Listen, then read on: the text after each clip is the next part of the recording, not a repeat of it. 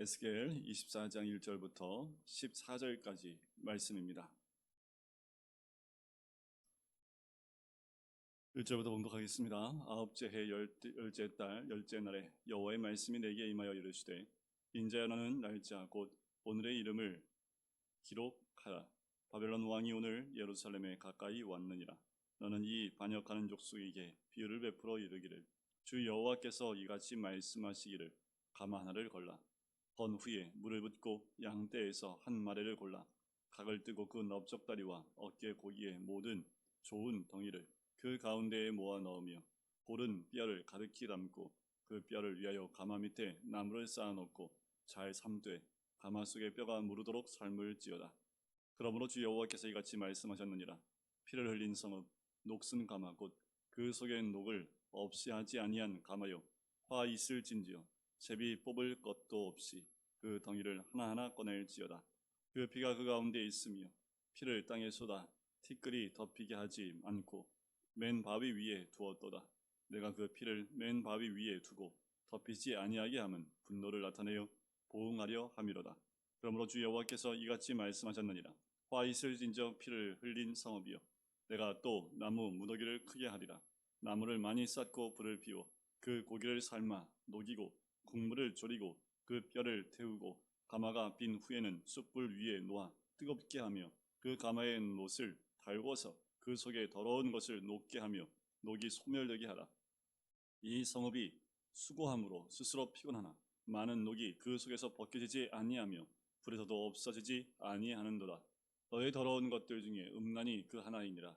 내가 너를 깨끗하게 하나 내가 깨끗하여지지 아니하니 내가 내게 향한 분노를 풀기 전에는 내 더러움이 다시 깨끗하여지지 아니하리라. 나 여호와가 말했은즉 그 일이 이루어질지라. 내가 돌이키지도 아니하고 아끼지도 아니하며 뉘우치지도 아니하고 행하리니 그들이 내 모든 행위대로 너를 재판하리라. 주 여호와의 말씀이냐. 아멘. 에스겔서는 총 48장으로 되어져 있는 책입니다. 특별히 에스겔은 포로로 잡혀간 이후에 한 5년쯤 지나서 선지자로 부르심을 받지요. 에스겔은 선지자이기 이전에 예루살렘에서 제사장이었습니다. 제사장이 되기 전까지 30살의 대상이 되는데 보통은 20살부터 30살 그 기간은 준비 기간입니다. 준비되어 있다가 30살에 제사장으로서의 임무를 감당하게 되지요. 제사장 가문에 태어난 자들이 가장 영광스러운 것은 바로 제사장으로 되어질 때입니다. 근데 25살에 포로로 잡혀가게 되지요. 한참 이제 제사장으로 준비되는 과정 가운데 붙잡혀가게 됩니다. 또 한 5년 있다가 30살쯤에 하나님의 부름을 받고 선지 역할을 감당하게 되지요. 근데 그 어느 선지자보다 이 에스겔은 행위를 통해서 하나님의 메시지를 참 많이 전한 사람이기도 합니다. 자기의 털을 다 밀어서 3등분하여 바람에 흩기도 하고 칼로 치기도 하고 불태우기도 하는 그런 행위도 합니다. 유대인들은 특별히 제사장들은 삭도를 머리에 대지 않습니다. 털을 깎지 않습니다. 그런데 하나님이 이 에스겔은 털을 깎게 만들기도 하지요. 그리고 한쪽으로 누워 있기도 하고 오랜 기간 동안 그리고 성을 이렇게 조그맣게 모형으로 만들어서 그 성을 향하여 눕게도 합니다. 그리고 인분으로 떡을 구워 먹으라 하는데 인분은 냄새도 독할 뿐만 아니라 굉장히 더러운 것으로 부족한 것으로 보기 때문에 에스겔이 요청을 하지요. 소똥으로 할 수 있게 달라고. 그래서 하나님이 소똥으로 불을 피워 떡을 먹게끔 하기도 합니다. 사람들이 에스겔이 하는 모습을 보면서 이게 무슨 내용이냐, 지금 바벨론에 붙잡혀 있는 유대인들에게 지금 예루살렘 멸망에 대한 그리고 남유다의 죄에 대한 부분들을 계속해서 행위를 통해서 이야기합니다. 근데 왜 그럴까요? 말로 안 들어서 그렇습니다. 아무리 말씀을 선포해도 귀를 듣지도 않아요. 열지도 않습니다. 이사야 말씀 가운데 있는 것처럼 듣고 깨달아 돌이키지도 못합니다. 그러니까 하나님의 경고의 메시지를 그림처럼 행위로 보여주는 거지요. 잘 알지 못하는 사람들에게 어떤 모형이나 행동으로 반복해 보여주게 되면 그것에 대해서 관심을 갖게 되어지고 그것이 무슨 뜻인지 관심을 갖게 되지요. 오늘에 나오는 이 말씀 가운데에도 오늘 24장에는 두 가지 행위를 보여줍니다. 오늘 본문에 읽은 내용은 녹슨 가마에 대한 비유이고요. 15절 이후에는 에스겔의 아내가 죽었음에도 불구하고 하나님이 슬퍼하지 못하게 하시는 장면이 나옵니다. 참 에스겔은 선지자로서 참 감당할 수 없을 만큼 하나님이 그 에스겔 통해서 에스겔 삶 전체를 그렇게 하나님이 이끌어 가시는 모습을 보아요. 그래서 24장 마지막 절에 보면 끝에 이렇게 나와요. 이같이 너는 그들에게 표징이 되고 그들은 내가 여호와인 줄 알리라. 에스겔은 사람들한테 표징이 되어집니다. 표징이 되어지고 그것을 보고 하나님이 여호와인 줄 알게 하겠다라는 거지. 표징이 되는 삶 쉽지 않지요. 아니요, 어렵습니다. 자신의 삶이 없어요. 그렇게 에스겔은 부르심 받은 이후에 죽을 때까지 자신의 삶을 살지 못하고 하나님의 표징이 되어 살아가는 사람이 이 에스겔이지요. 그런데요, 사람들이 보기에는 손가락질 당하고 왜 저렇게 살고 있나 라고 할지 모르지만 그것이 세상 사람들에게, 그리고 하나님을 인정치 않고 여호와인 줄 모르는 사람들한테 하나의 표징처럼 보여지게 되는 거지요. 여러분, 우리의 삶이 에스겔과 같은 삶이 되어야 합니다. 세상에 표징이 되는 삶이 되어야 되는 거지요. 세상 사람들이 봤을 땐 이해가 되지 않습니다. 그가 하는 말도 알아들을 수도 없습니다. 그가 하는 삶 자체도 이해할 수 없어요. 하지만 그것이 그들에게 보여주는 표징이 되는 거지요. 에스겔의 삶이 그랬습니다. 사람들이 이해할 수 없는 삶이었지만 하나님이 시키시는 대로, 말씀하신 대로 순종함으로 세상의 표징이 되었던 삶을 살았던 사람이지요. 여러분, 우리의 삶이 표징이 되는 삶이 되어야 되고 세상을 경고하는 하나님의 사람의 삶이 되어야 합니다.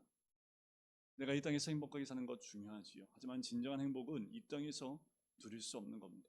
진정한 행복은 주님 앞에 갔을 때, 또 주님과 함께 했을 때 누릴 수 있는 거지요.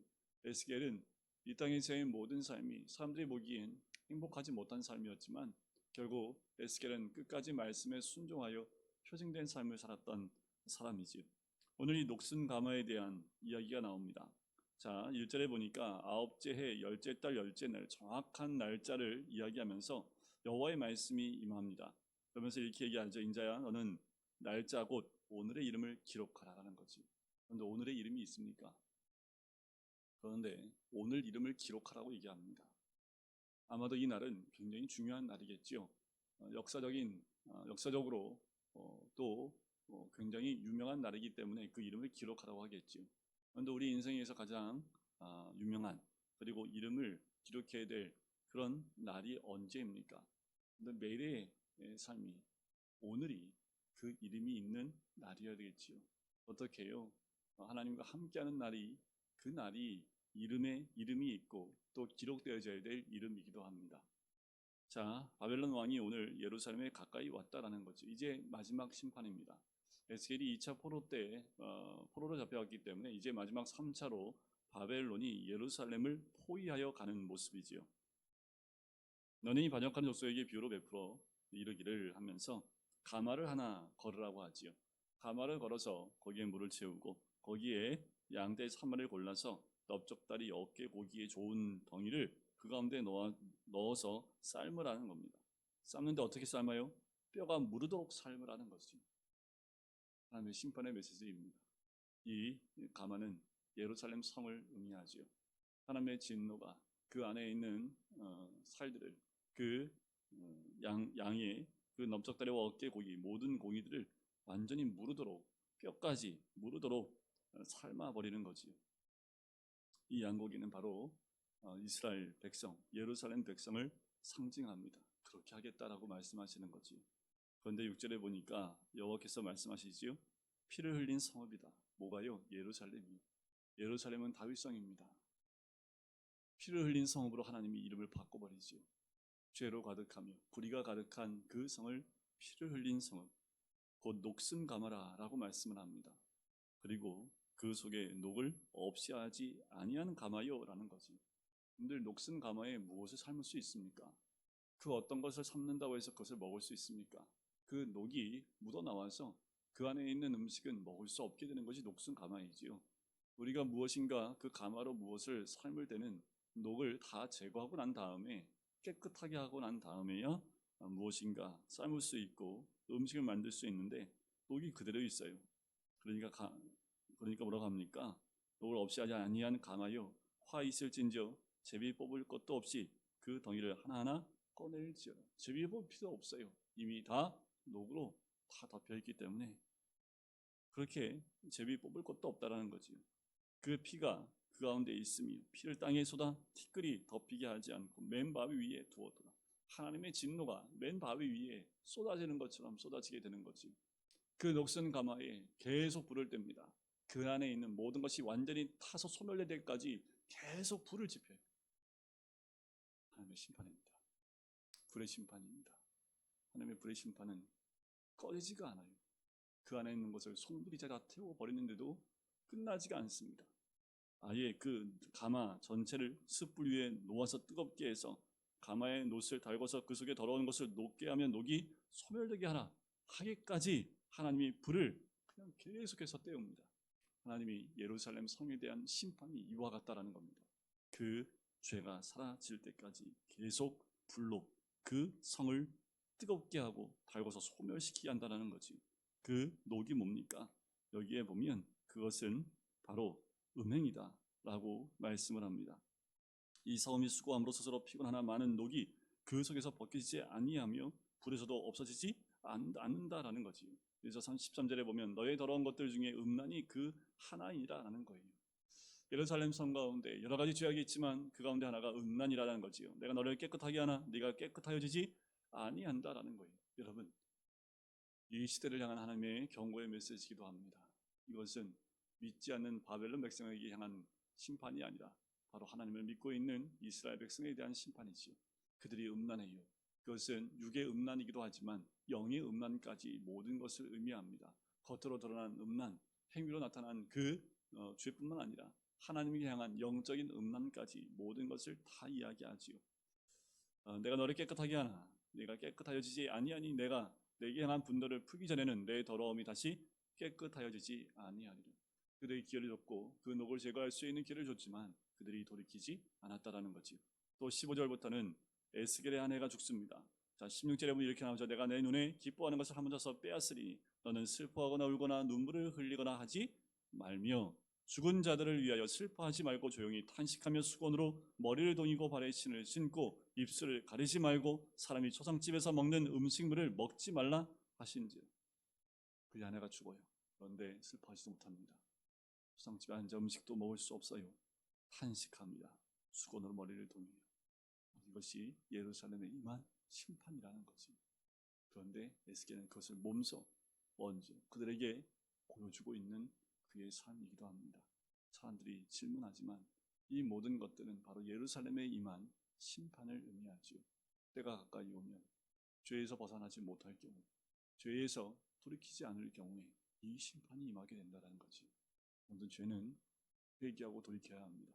죄를 제거하지 않으면 그 상태로 하나님이 받을 수가 없는 거지. 그래서 다시 한번 또 경고하고 이 심판이 끝나지 않을 것을, 그리고 어떻게 이 심판에 대한 부분을 맞이해야 될지를 이야기합니다. 이스라엘군은 우리들에게도 동일하게 말씀합니다. 녹슨 가마와 같이 살지 말라는 거지. 그 녹을 제거하는 겁니다. 그리고 슬퍼할 수 있을 때 슬퍼야 하는데 돌이키지 못한 자가 되어지면 슬퍼할 수도 없고 탄식하며 그리고 초상집에서 음식도 먹을 수 없는 상황으로 하나님이 인도하신다는 거지. 이 모든 것이 바로 에스겔을 통해서 표징으로 보여주신 하나님의 말씀입니다.